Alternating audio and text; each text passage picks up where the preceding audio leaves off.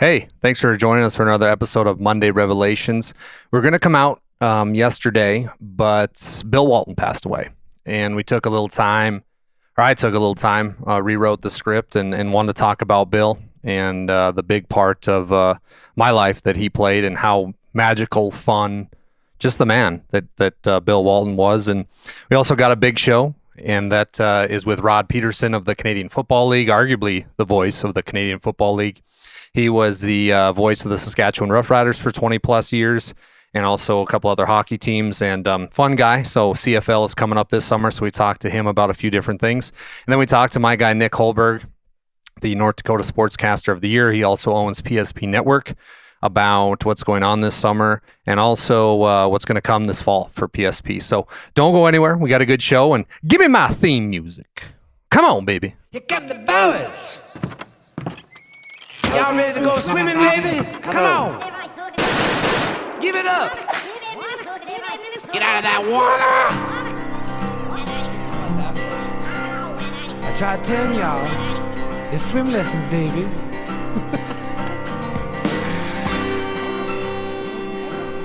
T-Wolves are down 3-0 right now to the Mavs. It sucks.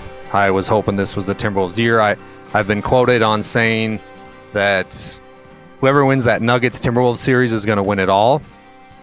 Smart recommendation, because obviously his not paid off. But Kyrie Irving is hands down, and I might catch some slack for this, but he's hands down the best one guard in the NBA. Hands down.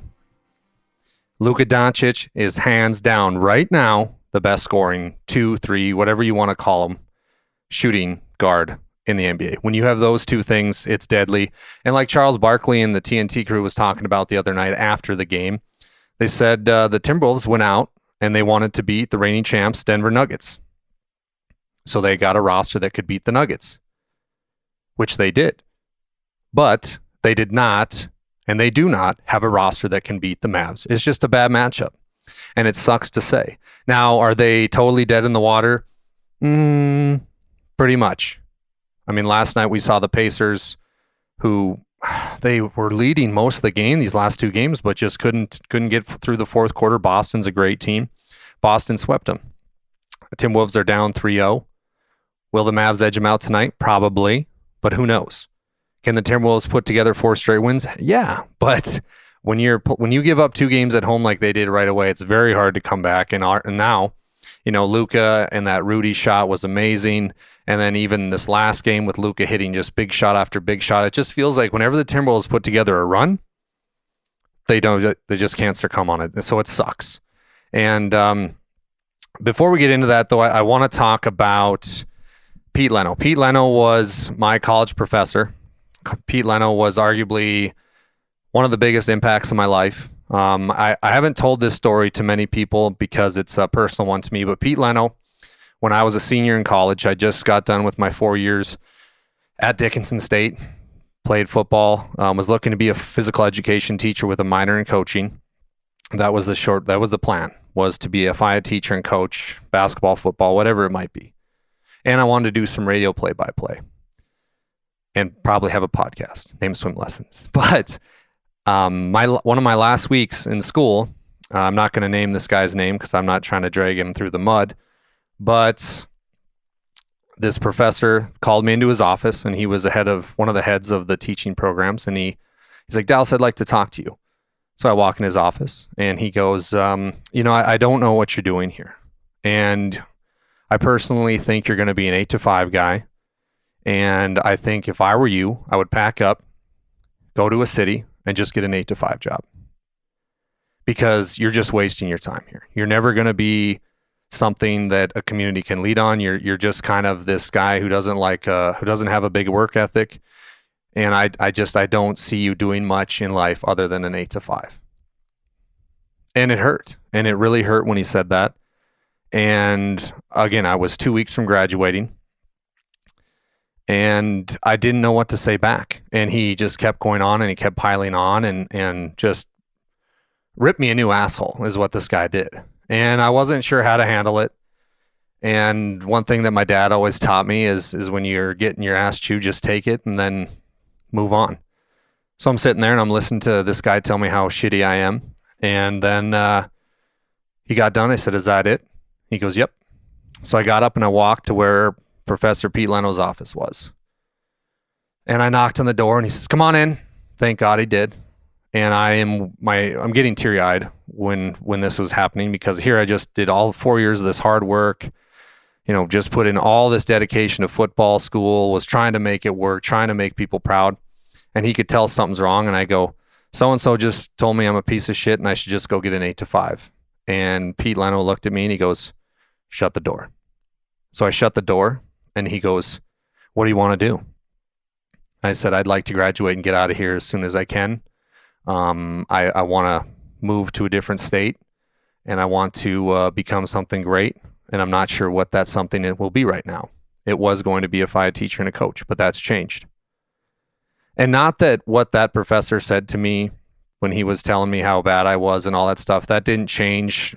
That still could be down the way. I still could do that. I'm a couple credits away from being a teacher.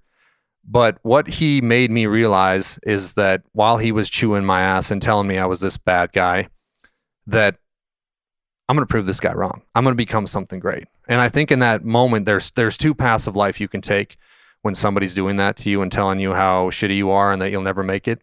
You can believe them and you can go, "Okay, you know what? You're right. I am shitty. I am going to go just get a job at Menards." And there's nothing wrong with people that do that. Again, there's nothing wrong. Or you can choose this other path, and it's a dark, rocky road path, and you don't know what will come of it, but it could be something great. And that's the path I chose right then and there. I decided I was going to move to Arizona. I was going to move away from the family nest, if you will, for a while. And I told that to Leno, and Leno looked at me and goes, "You're going to make it. You're going to be great." And Leno right then and there taught me one of the best lessons I've ever learned in my life. He goes, "You're going to run into assholes everywhere, just like that guy. You're going to run into them everywhere, no matter what you do in your life. You think that was bad. Wait until you try to do your dream and you hear people tear down your dream." He goes, "This is a good lesson for you." He goes, "Pull up your bootstraps, get ready to go." And he said, "You can graduate in 2 weeks during Christmas with an exercise science degree and a minor in coaching. And then if you ever want to go back to teaching, it'll only take you a semester, maybe a semester and a half with student teaching." He goes, "But you can get out of here like you want to do." And I'm be honest with you, there's more to that conversation. But what Professor Pete Leno, he just retired from Dickinson State, was, I don't know if it wasn't for that conversation, if I would be here today. I really don't. And so I wanted to go down to his retirement party last week, but I'm farming right now with my dad, and we were getting in the field, and the time didn't work out, so I wasn't able to go. But I sent him a text. We talk often, but people like that are so impactful on young human beings' lives to give them that hope. And when I was coaching and even when I was substitute teaching these last few years here in Crosby while doing the podcast and everything, I always tried to be that guy. I always tried to be Pete Leno. When a kid's down and a kid doesn't know where his next steps are going to be a Pete Leno. Be the guy that goes, "Yeah, that's fine. You got a hater. Welcome to the club. Everybody's got haters. Which path are you going to choose?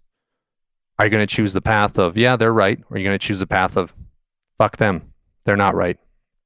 Let's move on. Let's start the dream." And so I wanted to put a segment of this show right now to Pete Leno. I love him and I wish him the best. He's one of the smartest guys I've ever met. I wish him a happy retirement. I know he's got a few other irons in the fire, but I really, really, really appreciate Pete Leno. And I wanted to make that a point in the show. And now we're going to switch gears. So shout out Pete Leno. I love you, man. Switch gears. Bill Walton passed away. And this was a big deal to me when I was living in Arizona, to go with that last story. I would go to Arizona State basketball games, and Bill Walton, usually he did all the Pac-12 basketball games. And I would honestly I'd go to watch Arizona State and Bobby Hurley coach. I liked Coach Hurley. And Bill Walton would call the games, and after the games, I would just wait around to try to chat with him. I really would. And Billy Madison and Andrew Turner, my good friends, I'd make them wait with me. And a few times I got to talk with him. And one time I brought me and a couple of my friends founded this amateur basketball tournament called the DC Classic. And in the DC Classic, it's this 12-team amateur tournament that we do to raise scholarship funds for a late and great friend of mine named Justin Haugland. So I brought a DC Classic t-shirt, and I brought a Boston Celtics pennant, and I was going to have him sign it, and I was going to give him the T-shirt and tell him about it. So I'm waiting around, and finally I get a chance about 30 minutes after the game to go talk to Bill. And I tell him, hey, man, here's what's going on. I wanted to give you this. And he's like, oh, my goodness, a T-shirt. You know, I know North Dakota. That's where Phil Jackson came from. And that's a bad Bill Walton. But he was so enthused, and he went on this big Phil Jackson tangent about how North Dakota creates great ball players, and he was awesome, and I really appreciate him. And I gave him the shirt. He signed both the pennants. We auctioned one off. I kept one, and he was just enthusiastic that somebody actually gave him something, wanting something from him. And then the next time and the last time I saw him was right before I moved back to North Dakota. Arizona State was playing Oregon, and it was a later game, and he was doing it, and you could see Bill was struggling, walking, whatever it was. You know, he had to lay on the floor just to get before the broadcast, just to kind of stretch out his body, but nonetheless, he kept working hard. And I went up to him after the game, waited, and I'm like, hey, Bill. He's like, you again. Oh my goodness, it's you again. And I was like, hey, I want one picture. I'm gonna move, and I really appreciate you, and I hope to be a broadcaster one day myself. And he's like, you can do it. And he had this bottle of jelly, and I don't know what he was doing with the jelly. I don't know if it was for a peanut butter and jelly sandwich he was making during the broadcast, but he had this bottle of jelly. He goes, I want you to take this as a gift. This is a gift from Bill Walton to you, and it's a bottle of jelly. And I'm like, oh, sweet. And he just looks at me and goes, long live jelly. Long live jelly. I'm like, all right. And he's like, let's take a picture. So we took a picture, and I got it framed in my office, and it's a picture of me and Bill Walton and this bottle of jelly he gave me.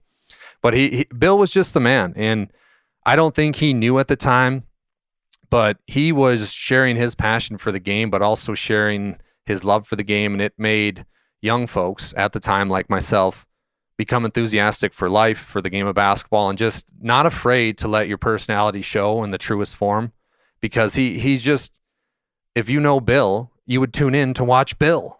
Like, there were so many times me and my dad would watch NBA games, college games. We did the NBA for a long time, and we would tune in just to listen to Bill. Like, it would be the Kings and Warriors. We didn't really have a dog in the fight, but we just wanted to listen to Bill. And he was so fun. Like, the time he talked about Boris Diaw and how he was like in the symphony, and how it was just, Bill was Bill, and he made people so happy. And I got these text message exchange that I want to do from him and Dave Pash. And Dave Pash, who was a long time, he was the commentator with Bill. And here's some text that Bill would send to Dave Pash. Here's Bill. I hope you're watching the Knicks and Cavs game. Superb. Check it out. Still time. Hopefully an announcer will reset the scene for you. Enjoy. Here's another one. Are you watching the masterpiece? UCLA at UW on ESPN. I have no idea who's calling the game, but the guy is stealing your lines.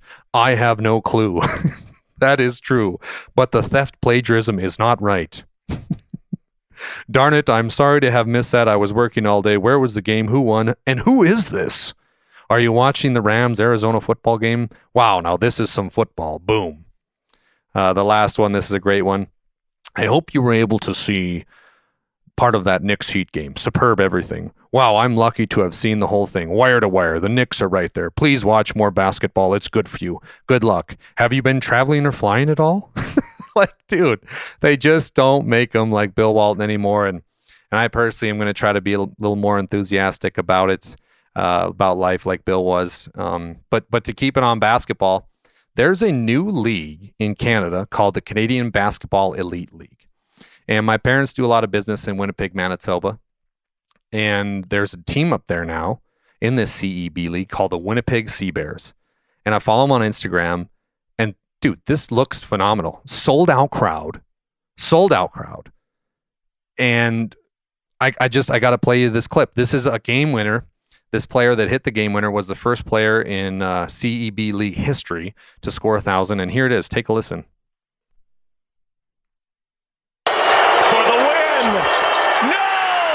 Missed both! Sea Bears get the ball. Are you kidding me? Somewhere Rasheed Wallace is yelling, ball don't lie. And Teddy Allen to the corner for the win! It's over! The Winnipeg Sea Bears have won it! Oh, what a shot!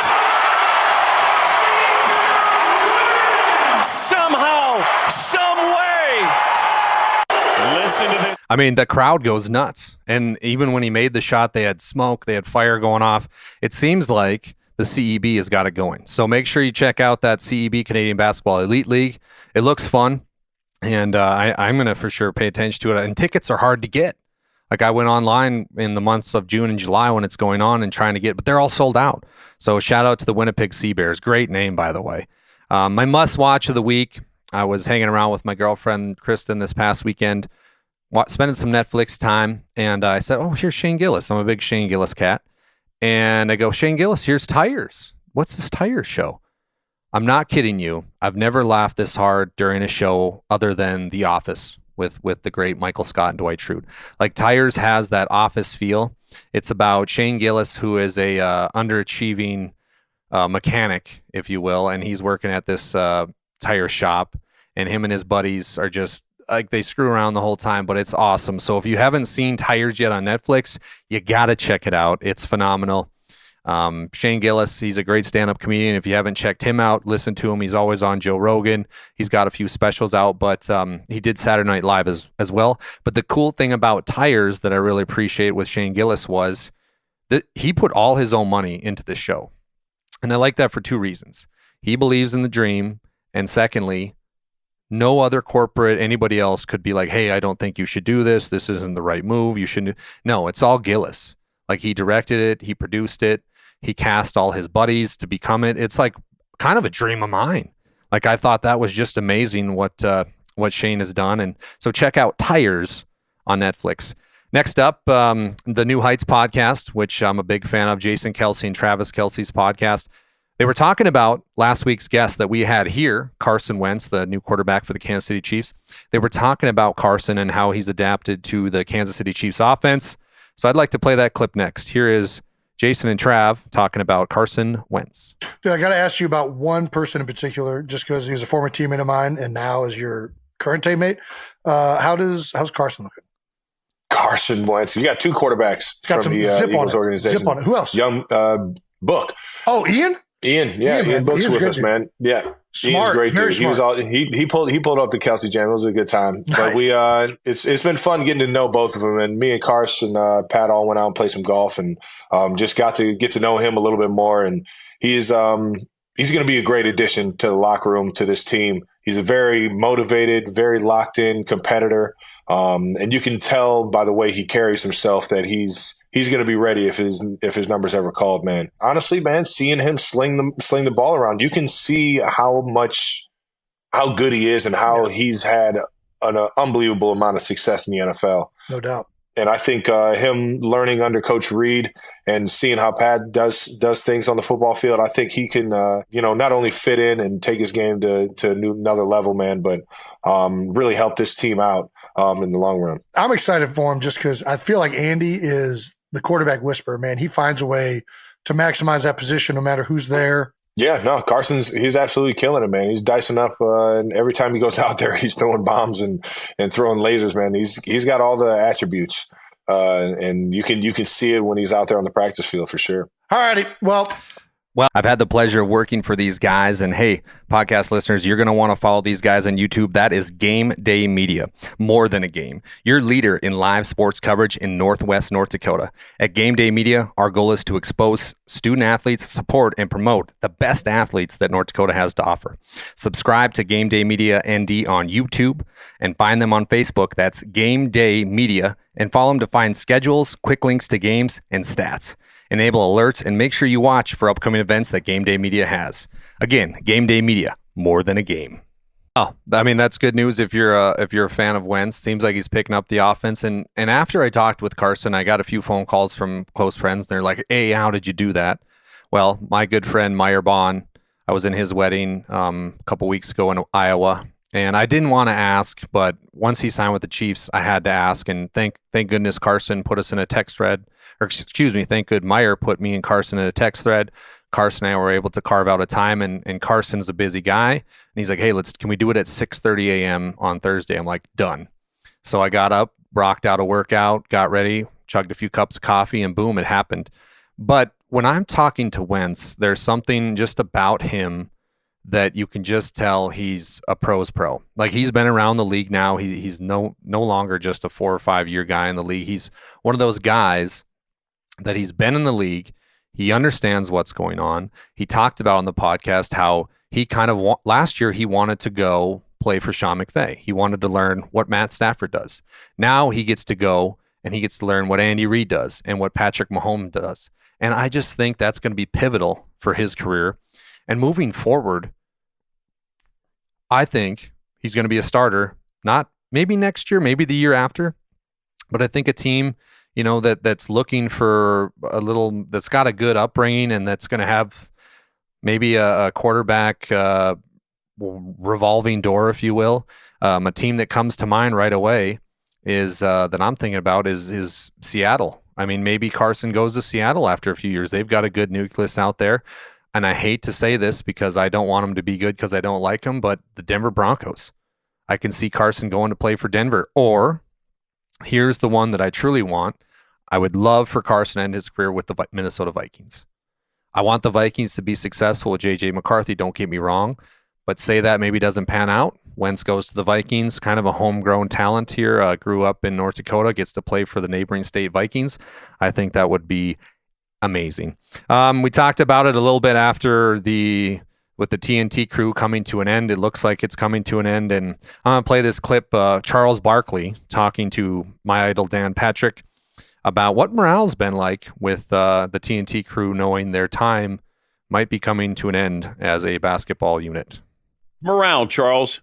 Morale sucks, plain and simple. I just feel so bad for the people I work with, Dan. These people have families, and I just really feel bad for them right now. These people I work with, they've screwed this thing up clearly. You're actually angry. I am. Dan, it's so interesting. I've been spending a lot of time with the crew lately. They've been with these guys where I spent time with they bring their newborns in. They'd come in like when they were in high school, and now they're graduating for college. So, yeah, I'm angry at people who, they're part of my family, to be honest with you. So, yeah, but how did you guys screw it up? How did TNT mess this up? Well, I think the first thing is, they came out and said we didn't need the NBA. So I think that probably pissed Adam off. I don't know that, but I'm saying because, when we merged, that's the first thing our boss said, we don't need the NBA. Well, he don't need it, but the rest of the people, me, Kenny, Shaq, and Ernie, and the people who work there, we need it. Yeah, I think Barkley's spot on. I mean, when you come out and you go, we don't need the NBA. And I've also heard people say it's a business decision. When you're running a corporation like TNT and you've got all these revolving doors when it comes to where you're going to put your money, and an organization like NBC comes along, throws them a lot of money at the NBA, you're already kind of on the back end. It sucks because TNT is by far the best group of analysts. I've said it once, I've said it twice, I'll say it 3 times. They're the best. And I know Ernie isn't going to leave the TNT crew. That's already been said. But maybe Charles, he said also in that interview, I won't play it, but he said he's got his own production line, and maybe he could talk Ernie into coming and they could just do their own production on YouTube, which I think would be great to still keep those guys alive. I really hope Chuck does that. The play of the year, I think, happened in the Nuggets and Timberwolves. It was late in the game, but Anthony Edwards had a dunk that looked like it could only happen on 2K. And Ant is obviously the man, but this dunk in the fourth of Game 3 was amazing. Here's the clip. Up in the conference finals, Tuesday, with 2 road wins, 9. What a play by Anthony! Thank you. You're going to take me off the dunk of the year. This is absolutely spectacular move here. I loved how Kevin Harlan was calling the game, and this has happened to me too on broadcast calls when you're going through stats and what's happening, and then all of a sudden a great play happens, and Kevin Harlan had to change gears on the fly and just, he was talking stats this way or going this way. The Minnesota Timberwolves have been up plus 27 with, oh my goodness, he's flying. Like that's a true sign of a great broadcaster, and Reggie Miller said it there. It's arguably play of the year. To close, I think before we get to our guests, Rod Pedersen and Nick Huldberg, I am so much, if the Timberwolves get swept, that is, by the time this comes out, people will probably see that they probably did get swept, or maybe they're going to go on a magical run. But to have Boston in the Mavs in the finals is going to be an all-time series. Kyrie going back to Boston where he stomped on the Boston Celtics logo. The Boston Celtics, they can win an NBA championship now with Bill Walton, who's now passed away, longtime great Celtic. It's going to be interesting how that all goes down, and I can't wait. The bad thing about the NBA finals is, say they both get swept, the first game isn't until June 6th. June 6th.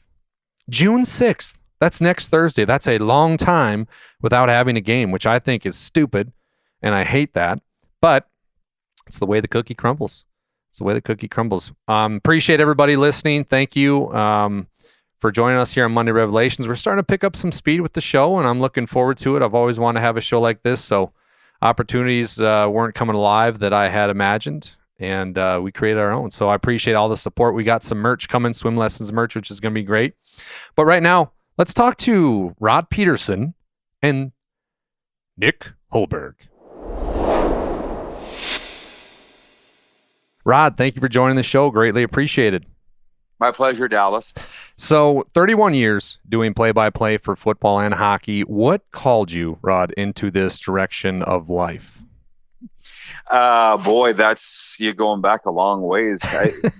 I can remember when I grew up on a farm 9 miles west of Milestone, Saskatchewan. Okay. And I was the youngest of 3 hockey-playing boys, and my dad was a farmer, but also a hockey scout. And I don't know, for whatever reason, we had a career day in grade 1. I was 6 years old, and they said, "What do you want to do?"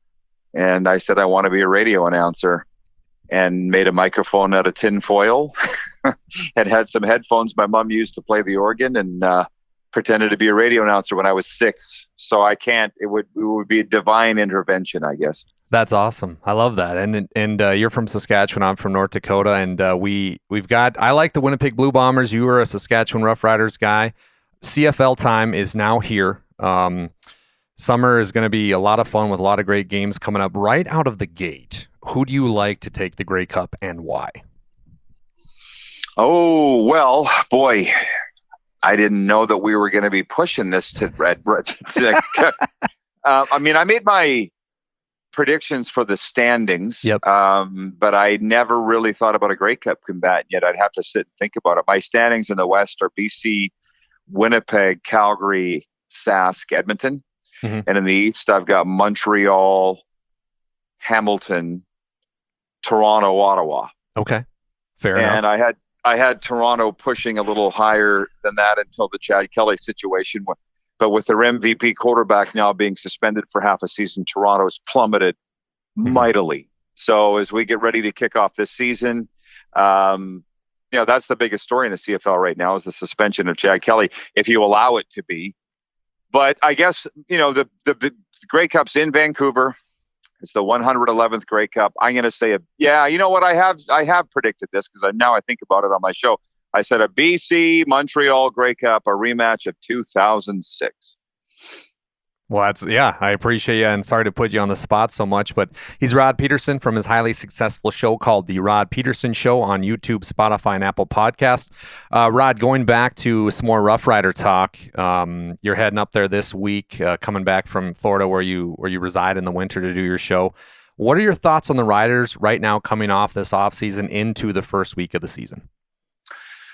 Well, they had a short training camp in terms of they're the first team to play in the preseason, but they look good in the preseason. They've got a few holes to fill. And the biggest battle I was watching in their first preseason game was to be the number 2 quarterback. And it looks like Shea Patterson's won that by virtue of his play against Winnipeg. They've got the great Canadian receivers. There was a question about their offensive line, but they held up pretty good, protected Trevor Harris well. Mm-hmm. And, Trevor shows his first action since wrecking his knee last August. I think it was August when he did it. So, I mean, they look okay. But I know that the province is totally revved. It's been 5 seasons since I was the voice of the team, but I still remember how it goes. I was raised there. They are infinitely optimistic and excited about the season, and they've conveniently forgotten the teams missed the playoffs the last 2 years. So they've got a long ways to go in my mind to respectability. Yeah. But they really love the new coach, Corey Mace. And, I've texted back and forth with Corey. I've never worked with him, but I've certainly been in the league a long time with him. And he's got it all.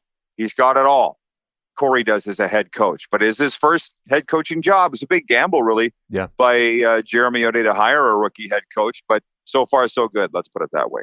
One of the more historic rivalries in the Canadian Football League is the Winnipeg Blue Bombers and the Saskatchewan Rough Riders. Like you just got done saying, you were the voice for the Rough Riders organization for a while. Rod, share with us a story that comes to your mind and on that rivalry between the Bombers and Riders. Oh, well, pardon me. I got many. Oh, there's a ton. I mean, Labor Day Classics every year. I called 20 of them.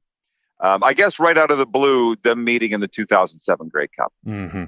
And it's interesting because that day, I didn't think that was my 9th season calling Rough Riders play-by-play, and we'd never made it to the Grey Cup before. So I didn't think we were even going to make it to the Grey Cup, let alone win it. But the Bombers' head coach was Doug Barry. Their general manager was Brendan Taman, both of whom would come work for us just a few years later. And they tell the story of being on the sidelines of Skydome in Toronto, which is now Rogers Centre, running out onto the field for the kickoff of the game, or like the player introductions. And they looked up at the crowd and saw 80% green. And they were supposed to be the home team that day, but I guess they looked at each other and said, apparently we're the road team today. Yeah. Because it was all Rider fans in Skydome, and that was cool. And 23-19, Rough Riders won the game. That would be it. I mean, there was a lot of ill will. The one thing that I really appreciate now, I mean, you said you're a Bomber fan, and here's me on your show, is after all those years of a rivalry, the Bombers fans have been the quickest to put their arm around me when I left the Rough Riders. Mm-hmm. My relationship with Calgary isn't even a relationship. They just can't seem to get over. Like, that was outright hatred between us and the Stamps. And with Winnipeg, it was too. But the one thing about Winnipeg, like Calgary, they'd act like they were your friend when you came to town and then stab you in the back on your way out of town. Yeah. Winnipeg, they'd stab you in the chest. You know what I mean? And I respect that. Yeah. I respect that. And to be honest, I think that's why they respect me. There was a period in the summertime that our number one city for viewership of the Rod Pedersen show was Winnipeg. Really? Which I would have never believed. And I've got a very close friend in Winnipeg who just ordered clothing that says RP show in Bomber colors. And he's going to proudly wear it around Winnipeg this summer. And he won't get abused for that, I don't think. So right. What was a real white hot rivalry has turned into a friendship. I'm quite happy and proud of that. Yeah, no, I agree 1,000%.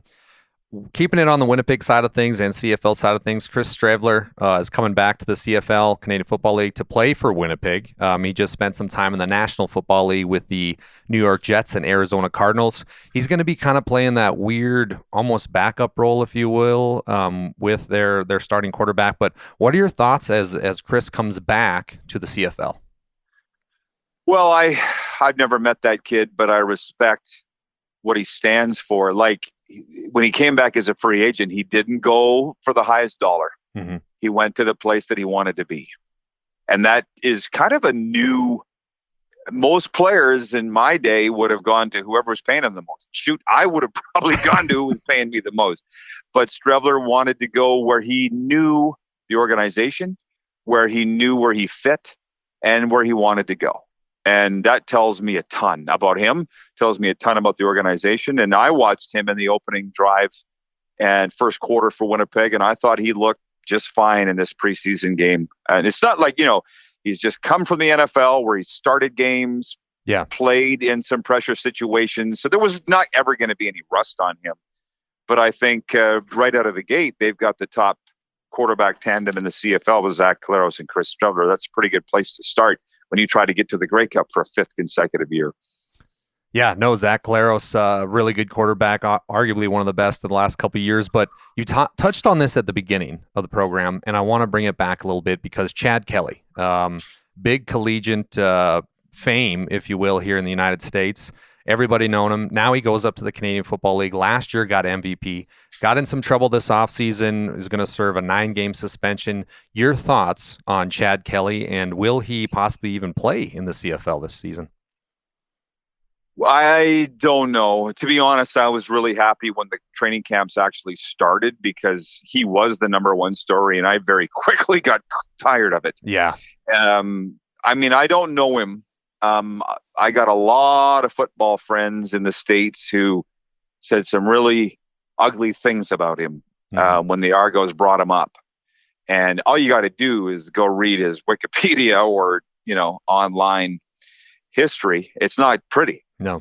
But I was willing to give him a second chance, and clearly the Argonauts are willing to give him a second chance. And the CFL is historically a second chance league. Some of the greatest players have come up and flourished ever being given a second chance. And I thought he played remarkably last year. And to be honest, if it wasn't for this stupid case that he's facing this offseason and continues to, the best story would be, will he redeem himself for blowing up in the East Final last year? Mm-hmm. And I guess he will still get a chance. I don't see why he wouldn't play. I need to go back and read his full statement. I guess he released a statement to the media last week. I saw snippets of it. Mm-hmm. And the ones that I read made it sound like an admission of guilt. Yeah. No. So I mean, I just don't know. I want to think the best of him. I wanted to give him a clean slate when he came to Canada, and he's kind of blown that. Sorry for being so long with my answer. No, you're perfect. He's Rod Pedersen. You can find him anywhere, Spotify, Apple Podcasts, on YouTube, but The Rod Pedersen Show. Rod, in the state of North Dakota, we are big Weston Dressler guys. Fans, big-time fans, went to Bismarck High School, then University of North Dakota, played for the Sioux. Then he found his way to this Canadian Football League, was an all-time great for the Rough Riders, even spent some time with the Winnipeg Blue Bombers. He's now finding his way into the Canadian Football Hall of Fame. You've obviously covered Weston. What are your thoughts, and what's Weston Dressler like as a human being? Oh, he's a fantastic human being. I mean, I was there for the start, the middle, and the end of it all with Weston. And I am really happy that he's going into the Hall of Fame. He certainly deserves it. I just remember his very first day of training camp. He was diving all over the field, and anybody who watched him at UND or Bismarck High School would know what I'm talking about. He was like literally diving after footballs, like every single play was the Super Bowl. And we were like, this guy's going to wear himself out if he keeps playing like that. But he didn't wear himself out. And he went on to play that way for 12 years, had a cup of coffee in the NFL with the Chiefs. Yep. Obviously won a Grey Cup with the Rough Riders, and then his tenure with them didn't end well, which is unfortunate. Mm-hmm. Which probably, if Weston ever writes a book about it, and I don't know if he will, he doesn't seem like a big book guy, but it's a hell of a story there.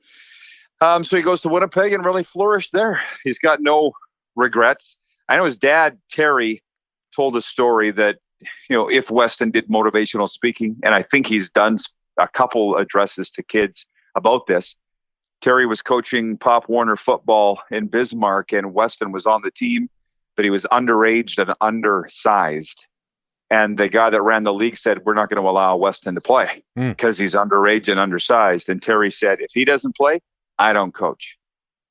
And that was the end of that. And Weston was on the team and never looked back and went on to a Hall of Fame career. That's my favorite Weston Dressler story. Yeah, I actually got a chance to interview his high school coach, Coach Gibson, who's a fantastic coach. And he said when Weston was playing, he would get on the bus, look in the back and say, Weston, you on here? And they'd say, yeah. And he says, okay, we're good to go. Like, he was just a phenomenal player.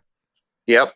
All you need. Yep. All you need. I'd be remiss. I know you're big into the NHL right now. You've got an NHL show as well. What are your thoughts on the NHL, the playoff wise right now, and with that? I think it's been fantastic. Every spring is. I say this is the best time of year. A lot of my friends disagree, but a lot of my friends are football guys, so they love the fall. But for me, it's hockey playoffs at every level, but especially the Stanley Cup. And the Florida Panthers have been in the playoffs for 5 years consecutively, and that's where I live. So it's been a lot of fun covering them, following them. They treat me just absolutely first class. But there's been some teams that have fallen by the wayside of these playoffs. That's what happens with playoffs. So I say, why are we surprised that we're surprised that the sports book favorites have gone by the wayside? That's why we watch it. That's why we love it. Mm-hmm. So Panthers, we'll see if they get to the Stanley Cup final.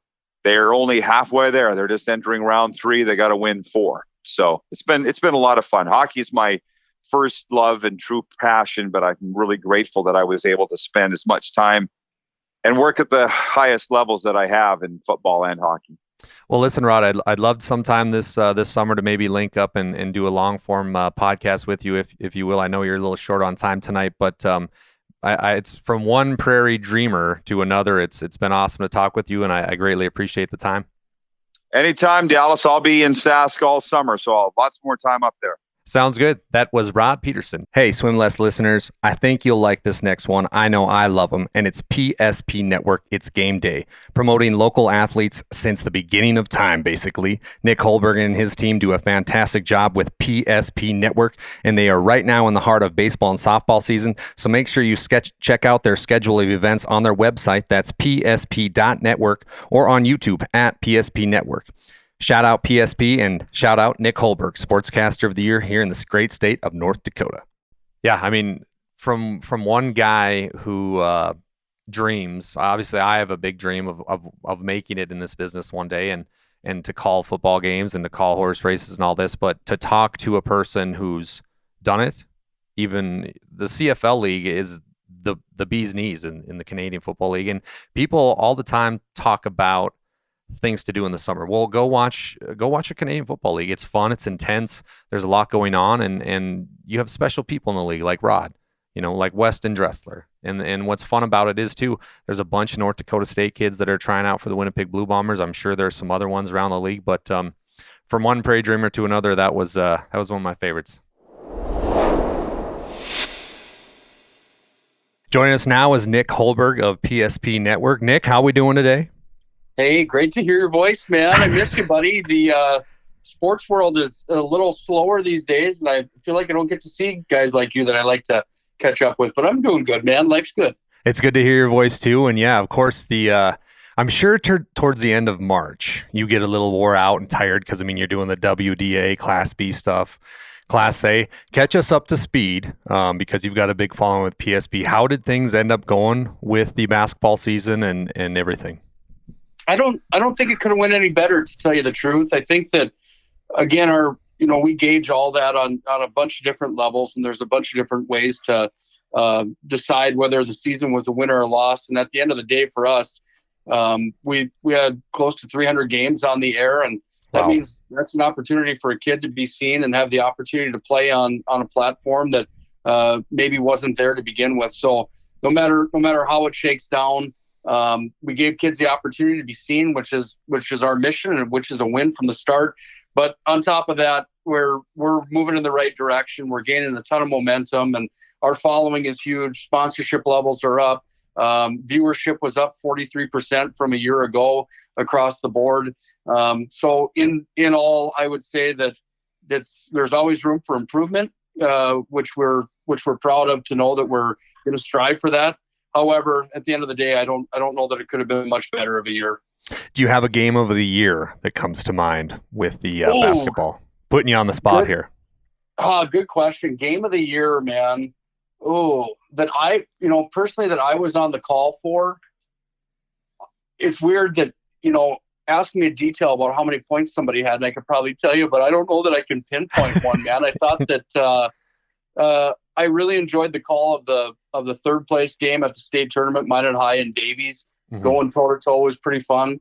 That one, maybe not the game of the year from top to bottom. However, with all the elements in it and, some of the storylines, Bart Manson against Dean Winchesky and the Claybo kid against a gritty magician team. For that would probably be in that wheelhouse, I would think, one that comes to mind. But if I do a little further recap, a little further thinking, I'm sure there's a couple that would pop off the paper that people would say, well, did you forget that you called this one? You know, I mean, I don't know. There isn't one that really is highlighted on a piece of paper in front of me, unlike some of the years past. Minot's where you reside is Minot, North Dakota, and there's an interesting thing happening right now in Minot with the new school, Minot North. They're coming into play. I was just scrolling yesterday on social media. Hey, hope you guys are all enjoying the show. Ever since 1972, BSN Sports has helped area sports teams look their best as they strive for their goals and dreams. They provide apparel, uniforms, and equipment for teams in nearly every sport. Local service with a national reach. That is BSN Sports. Contact your local BSN Sports representative for more information. BSN Sports is a proud sponsor of Swim Lessons, the podcast. Seeing a few people from Minot High, Coach Pedersen, who's on the coaching staff for Minot High, he is leaving to go to North Minot. There's a few other players that are leaving Minot High to go to more Minot North. What are your thoughts as the city of Minot is obviously a growing place, but it's also going to get this new high school. And we've seen it with Bismarck, with Century and Legacy and Bismarck High all competing to try to get kids. But now Minot, who's had, Winchesky has had this plethora of players, they're now going to be split up, and that's going to come into play a little bit. What are your thoughts as Minot adapts to this new 2 high school system? If you would have asked me that question 5 years ago, I would have said, I absolutely hate it. I think that it sucks. I'm big in the hockey world, for example. And in that arena is much different than Minot High and Minot North basketball. However, my mind has changed on it after some great conversations with certain people, including athletic directors and just some admin that, helped me see the big picture of the whole thing. And that big picture really to me is that more kids are going to have the opportunity to play varsity sports. And at the end of the day, it's about life lessons. It's about growing into an adult and getting some of those life lessons in a way that that can really propel your future to positive things. So I think it's a huge win. Now, outside of that, I also believe that competition is good to have and rivalries are good to have. Mm-hmm. And Minot might see some down years in certain athletic programs. Then again, they may not. But having that crosstown rivalry and having more opportunities for guys to play and gals to play, I think is only going to breed higher levels of competition.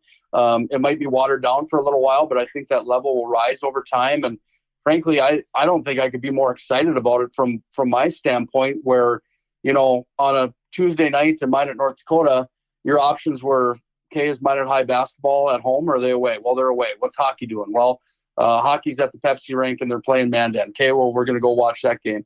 Now in Minot, we're going to have the opportunity for so much more competition and other, you're doubling the workload of the gyms to hold these games. And that means that the amount of competition that people are going to get to take in on any given night within WDA athletics is going to rise and be doubled. And that's a beautiful thing, man. I mean, I think a lot of people would agree that the following for high school athletics in our state is very unique.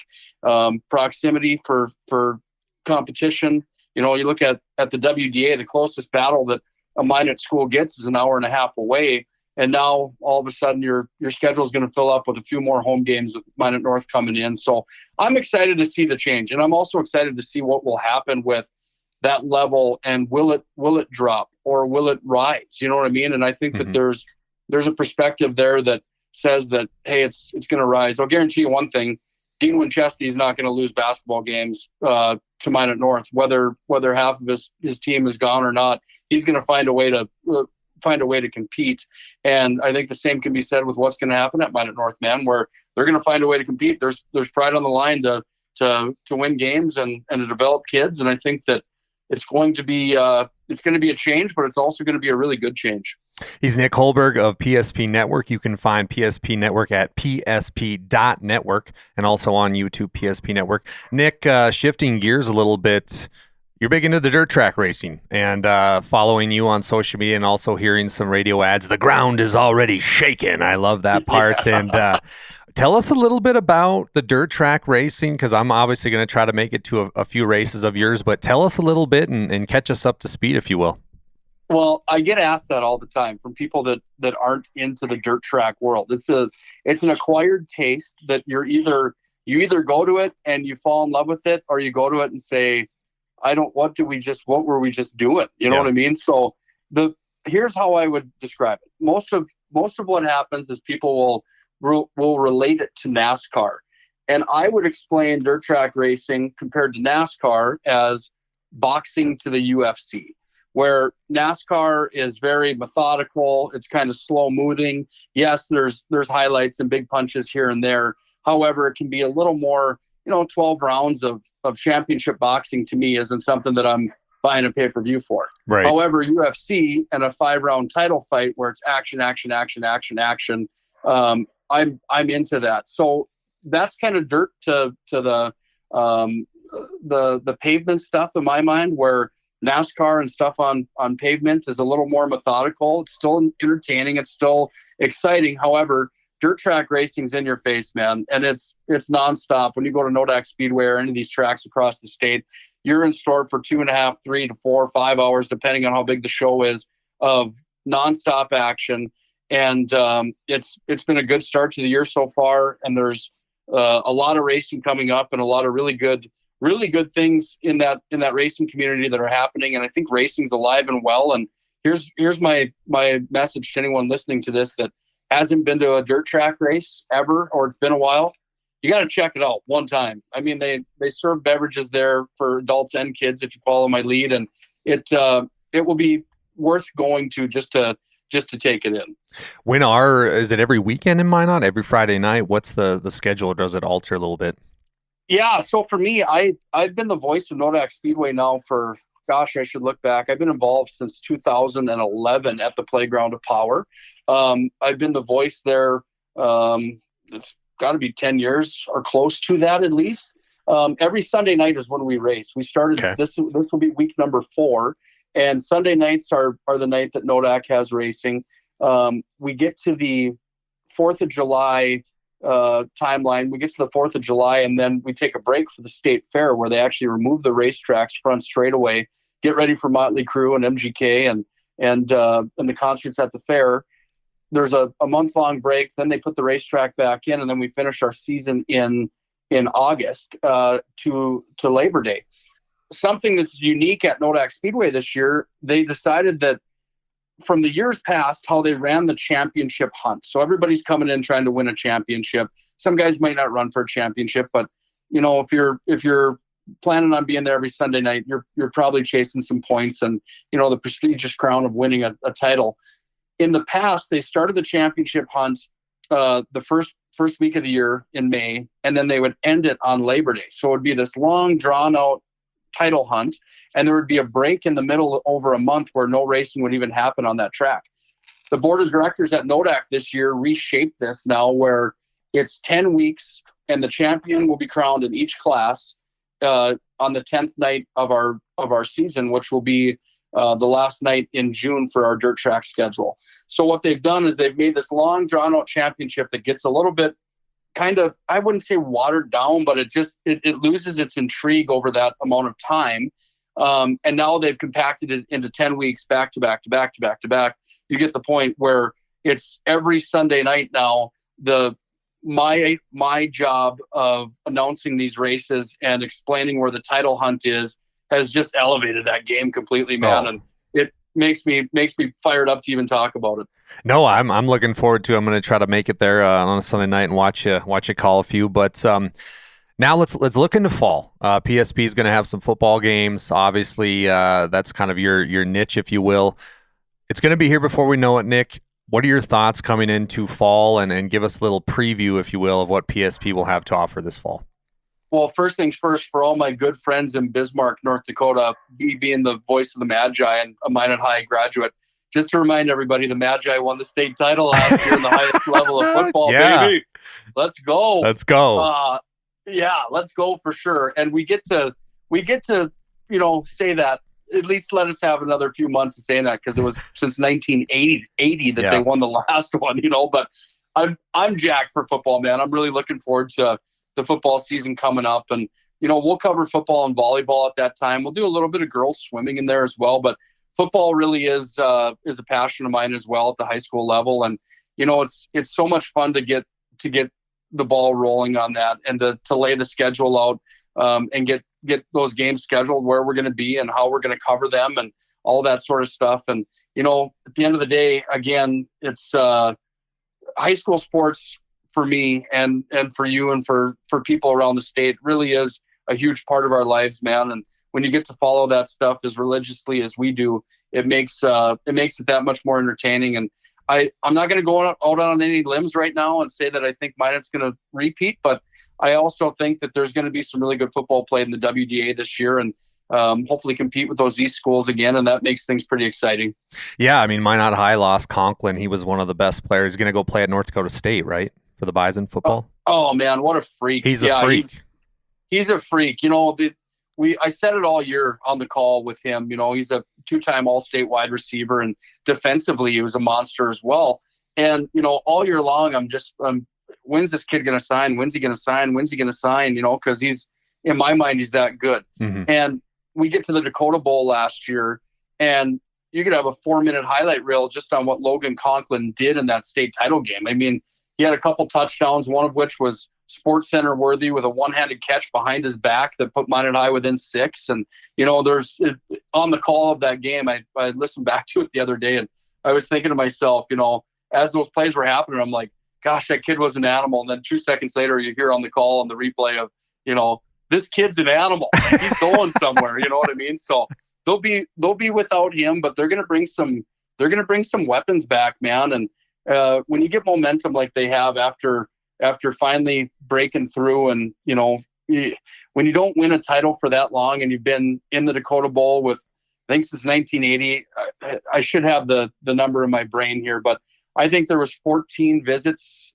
Maybe it was 7 visits to the Dakota Bowl. I don't remember what it was, but there was a large number of times that Minot High played for a championship. They were unable to execute and come out on top. So we'll see how they do with getting one finally and moving forward. But then again, man, in the WDA, it's wild to me. Mandan's a threat. Mm-hmm. The Bismarck schools are a threat. I mean, you just never know what you're going to get and who's going to show up. But it's going to be fun to see. And the time goes quick in the summertime, man. I talk about Motley Crue at the state fair, and by the time we're doing that, man, you got to be having your eyes on the prize of opening kickoff for football, which is right around the corner.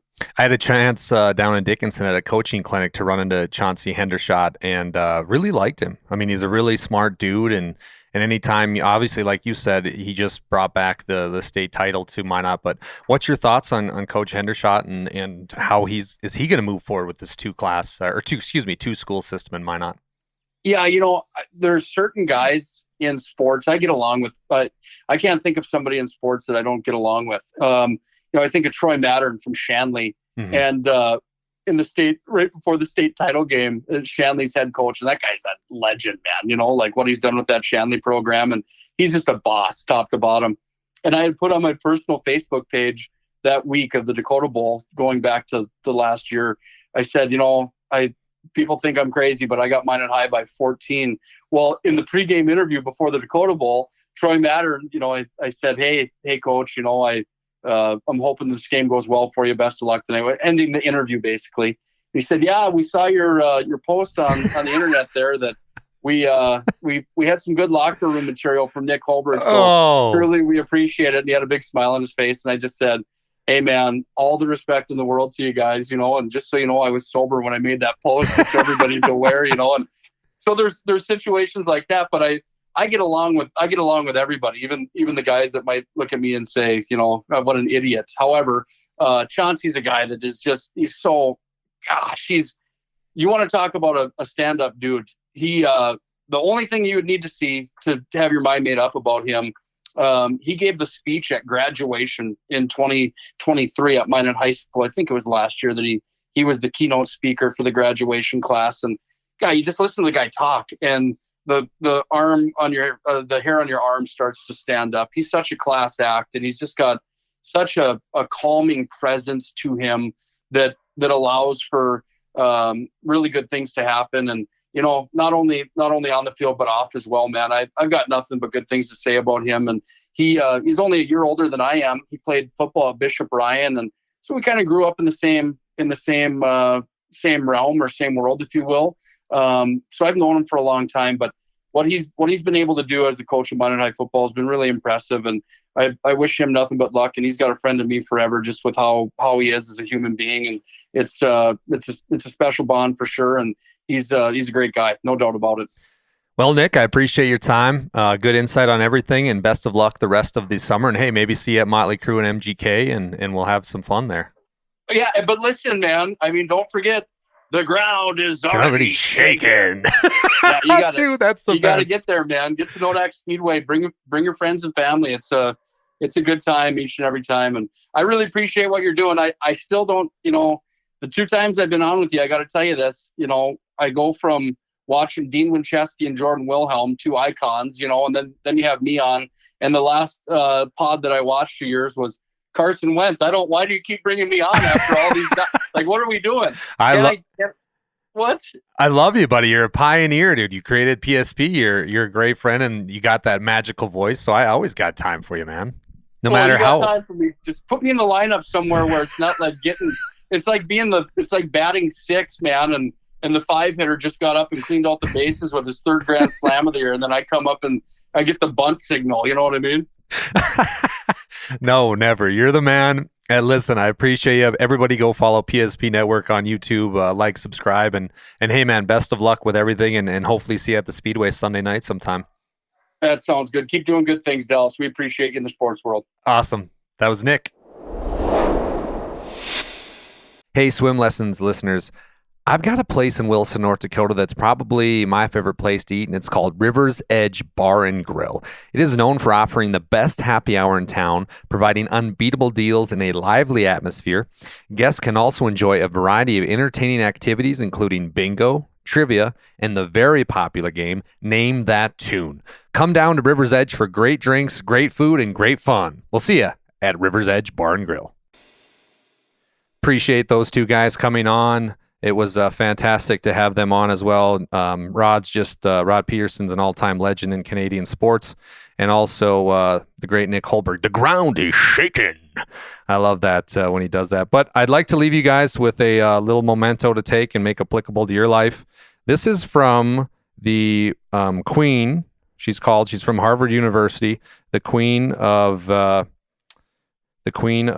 Intellect, and here she is about decision making. I've had some big decisions in my life as of late, and so I wanted to play this clip to help anybody else in the world. May is the month of suicide prevention and mental health awareness, so I want to play this clip. And life comes down to, obviously, decision making, but also comes down to how you look at the decision.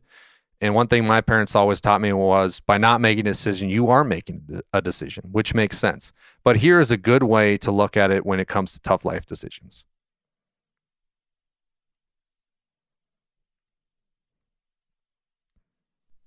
Rather than waste your time being stressed over making the right decision, make the decision right. Randomly choose. Now, you can randomly choose if you want an Almond Joy or a Snickers. Nobody's going to care, right? It's the exact same thing about getting married or not, taking the job or not. You can only live one life. If there were some magical way that I could live a life as somebody who's had 3 kids and then somebody who hasn't had kids, maybe I can make a comparison, but you don't have that available to you. So I say to my students, should you go to Harvard or should you go to Yale? So they made a decision to go to Harvard. So let's say it's terrible. Oh, I wish I had gone to Yale. There's no way of knowing that Yale wouldn't have been worse, better, the same. Mm-hmm. And that's why regret is so mindless, because the choice you didn't take, you're presuming, would have been better. That is from the mother of mindfulness, Dr. Ellen Langer of Harvard. Appreciate her. We've got a fun swim lessons episode coming out. We're going to film it tomorrow morning, Wednesday, and then it's probably going to come out Thursday after we edit it. But it's going to be the big Crosby Mayer debate. It's going to be I'm going to host a debate between Kjell Vossen and James Jacobs on who's going to be a better suit for the mayor position in Crosby, North Dakota. It's going to be fun. It's going to be my first debate, so I'm excited to use the Swim Lessons platform to bring light to that situation. So it's going to be a lot of fun. Again, appreciate you joining me. Thank you very much. Thank you to my guests. And most of all, keep going, There's light at the end of the tunnel. Don't stop. It's always darkest before dawn. I love you. Thanks for tuning in.